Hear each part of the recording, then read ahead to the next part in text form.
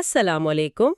آج ہم سورۃ البقرہ کی آیات 111 سے 120 پر بات کر رہے ہیں۔ یہ آیات نجات کے دعووں اور ہدایت کے کچھ بہت بنیادی اصولوں پر روشنی ڈالتی ہیں۔ وعلیکم السلام، جی بالکل۔ اور ہم کوشش کریں گے کہ ایک مستند تفسیر کی روشنی میں ان آیات کے معنی اور ان کے پیغام کو سمجھیں۔ ٹھیک ہے، تو شروع میں ہی آیت 111 میں ایک بڑا دعویٰ ہے یہود و نصارہ کا کہ جنت صرف ان کے لیے ہے۔ جی، اور اللہ تعالیٰ کا جواب فوراً آتا ہے، تِلْکَ أَمَانِیُّہُم، یعنی یہ محض ان کی آرزویں ہیں، ان کی وشفل تھنکنگ ہے۔ اچھا، صرف خواہشیں؟ اور پھر اللہ نے کیا کہا؟ اللہ نے فوراً کہا، کُلْ ہاتوا برہانکم، یعنی دلیل لاؤ اگر تم سچے ہو۔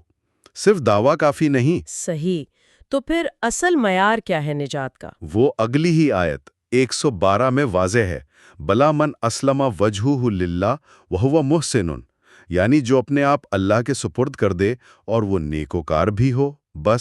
اچھا، اسلم وجہہ للہ اور وہو محسن۔ جی، اسی کے لیے اجر ہے اور نہ کوئی خوف نہ غم۔ تو یہاں بات کسی گروہ کی نہیں رہی، بلکہ فرد کے ایمان اور عمل کی ہے۔ یہ بہت اہم نقطہ ہے۔ بالکل، یہ تو بہت ہی ذاتی اور عملی معیار ہے۔ اچھا، پھر اگلی آیت 113، اس میں ان کے آپسی اختلافات کا ذکر ہے۔ جی، یہودی کہتے ہیں نصارہ کچھ نہیں، نصارہ کہتے ہیں یہودی کچھ نہیں، حالانکہ دونوں کتاب پڑھتے ہیں۔ یہ تو عجیب بات ہے، علم رکھنے کے باوجود۔ جی، اور اللہ نے فرمایا کہ ان کا یہ رویہ ان جیسا ہے جنہیں علم نہیں، یعنی مشرکین جیسا، اور فیصلہ اللہ قیامت میں کرے گا۔ یہ اصل میں فرقہ واریت پر ایک بڑی تنبیہ ہے۔ صحیح۔ پھر آیت 114 میں وہ لہجہ کافی سخت ہو جاتا ہے، مساجد سے روکنے والوں کے بارے میں۔ بہت سخت۔ انہیں سب سے بڑا ظالم کہا گیا، وَمَنْ أَظْلَمُ مِمَّنْ مَنَعَ مَسَاجِدَ اللَّهِ، اور ان کے لیے دنیا میں رسوائی اور آخرت میں بڑا عذاب ہے۔ اور فوراً بعد آیت 115 میں مشرق و مغرب سب اللہ کا ہے۔ یہ کیسے جڑتا ہے؟ یہ اصل میں اللہ کی وسعت اور ہماگیری کا بیان ہے۔ یعنی تم زمین کے ایک کونے پر عبادت سے روکو گے تو کیا ہوگا؟ اللہ تو ہر جگہ موجود ہے۔ فَأَيْنَمَا تَوَلُّوا فَثَمَّ وَجْهُ اللَّهِ، جدھر رخ کرو اللہ وہیں ہے۔ وہ واسع علیم ہے، بہت وسعت والا، سب جاننے والا۔ اچھا، یعنی ظلم کے مقابلے میں اللہ کی رحمت اور قدرت کی وسعت۔ ٹھیک، آگے اللہ کی شان کا بیان ہے آیت 116 میں۔ جی، وہ عقیدہ کہ اللہ کی اولاد ہے، اس کو سختی سے رد کیا گیا۔ وَقَالُوا اتَّخَذَ اللَّهُ وَلَدًا سُبْحَانَهُ، اللہ پاک ہیں۔ یہ عقیدہ تو کئی گروہوں میں تھا۔ جی، یہودی، نصرانی، مشرکین، سب کسی نہ کسی شکل میں اس کے قائل تھے۔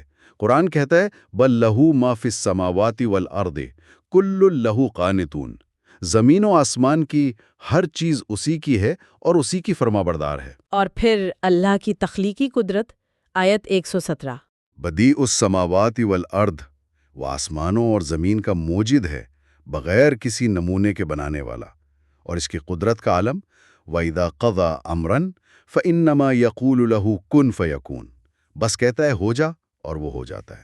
سبحان اللہ۔